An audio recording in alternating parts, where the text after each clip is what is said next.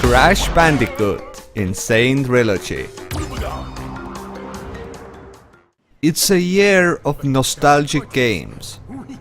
As you recall, Tekken 7, Constructor HD, now Wipeout Omega Collection. And to top it off, Crash Bandicoot with insane 3 episodes. The first Crash Bandicoots were developed by Naughty Dog, but this logo is nowhere to be found on this one. And that's because this remastered edition was done by Vicarious Visions. It really was a surprise to me that I didn't know anything about this studio.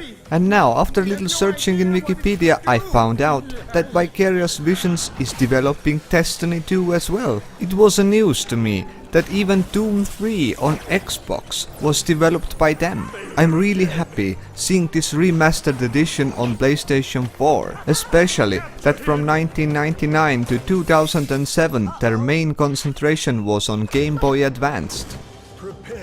So, about Crash Bandicoot. Knowing that we live in capitalistic hellhole, I was really glad that they decided to release all 3 episodes at once. Normal money-hungry vampires would have just released them one by one. And what really surprised me was that this game, or those games, cost me only 42 euros, which is a bargain. I have literally bought shit with 60 euros. And even then I got only a piece of 1/3. And by the way, this piece of shit I'm referring to was also named Technomancer. I even tried to flush it down, but it never worked. So now I got 3 games with a price of 1, even less than 1. As soon as I stuck this Blu-ray disc into my PS4, and after watching this mandatory Vicarious Visions logo, developed by Vicarious Visions. It's Crash Bandicoot! It was really a nostalgic feeling seeing Crash Bandicoot again. After countless hours in my childhood, I managed to finish all Crash Bandicoot games with almost 100%. Some even more than 100 because they went over 100% all the time. So Crash is no stranger to me. First of all, in comparison, the graphics is marvelous. They really did a good job remastering the whole game. Everything looks clean and beautiful. Besides graphical aspects, the in-game sounds have been cleaned up also. Sometimes, but rarely, game bugged on me. And then something like this happened.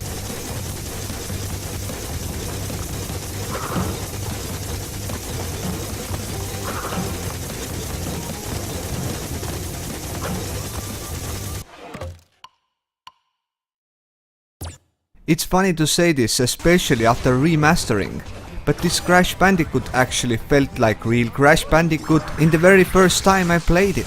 And what I mean by that is that the first time I played Crash Bandicoot on PS1, it actually felt like good graphics. Sounds felt like good sounds. And only compared to nowadays standards, this old Crash Bandicoot feels outdated. Especially when you can compare the differences in remastered and original edition.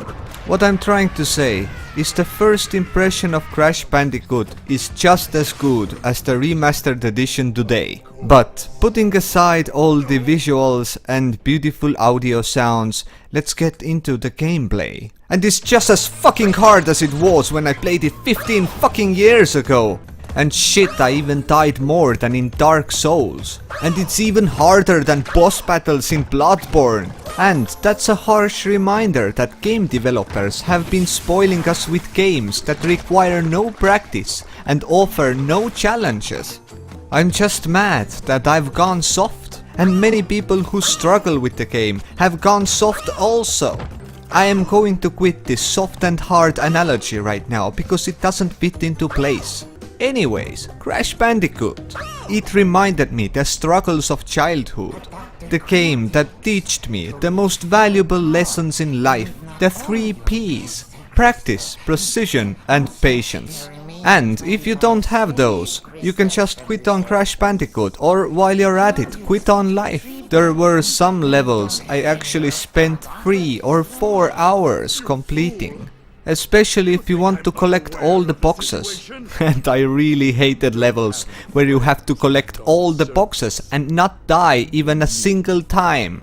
There were days. There were days when I was angry. I swear I saw my skin turning green. I felt I'm going to double in size in 5 seconds. I felt like Crash Bandicoot was sucking the life out of me, the soul out of me. I literally wanted to scream and cry and laugh at the same time when I'm beating Crash Bandicoot with my PS4 console. Luckily, I managed to compose myself. Breathe in, breathe out.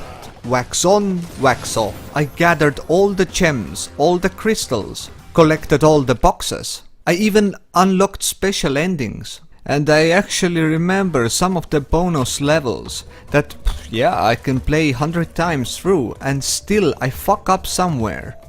Countless minutes went into this one. And also this one.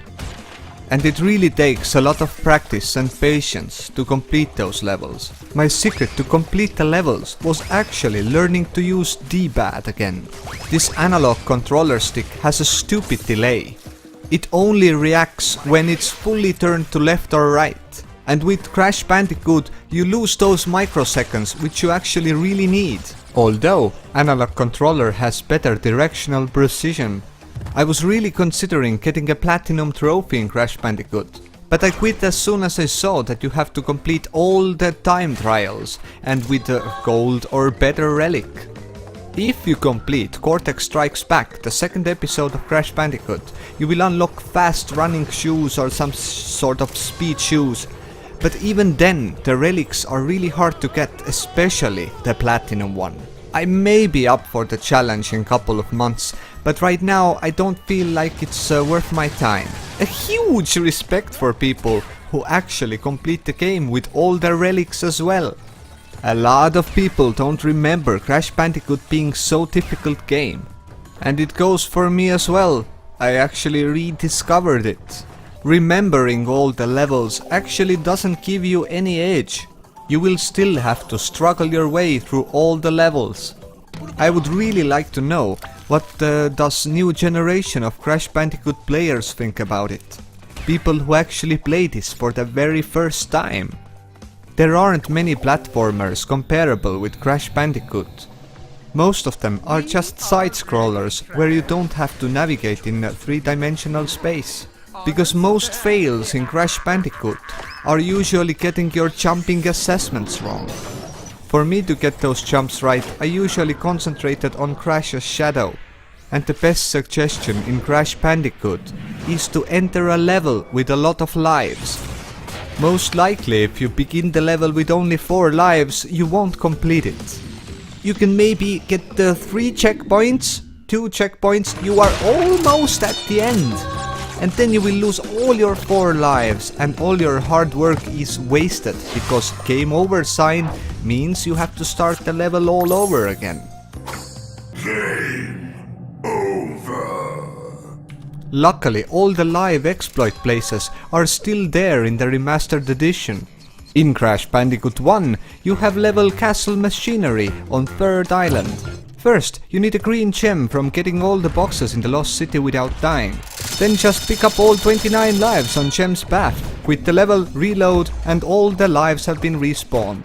On Crash Bandicoot 2, there's a level bee having. After per checkpoint, there's a beehive. Just kill all the bees by pressing circle plus square. If you manage to kill them all, you are rewarded by 1 life. Bees keep respawning, so do this as much as you like. And on Crash Bandicoot 3 you have level Orient Express, which is really short level and gives you 6 lives per run. All in all, I feel happy that game developers have thought about you screwing up.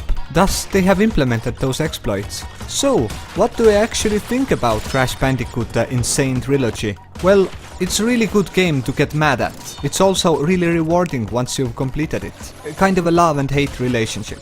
But I really love that there are 3 sets of trophies. You can get a platinum for each episode separately.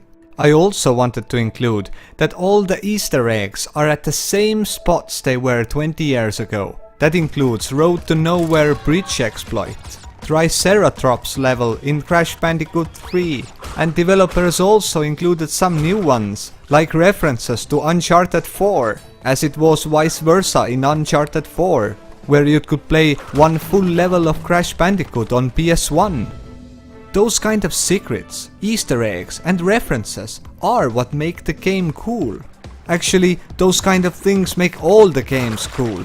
I wish that they could use more of those things on nowadays newer games. To be fairly honest, my favorite episode of Crash Bandicoot has always been Crash Bash.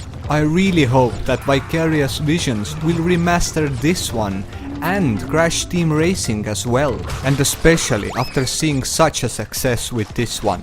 Which brings me to, how am I going to rate it? What game will I compare it to? Should I compare it to the previous Crash? Or should I compare this game to other games out there? All in all, this is an awesome game. Simply one of the finest in 2017. And even if it's a remaster, it still earns a place on its own. And that's why I'm giving this game 9 out of 10. I hope you enjoyed the review. I'm Sillyllamaz and thanks for watching. Till next time.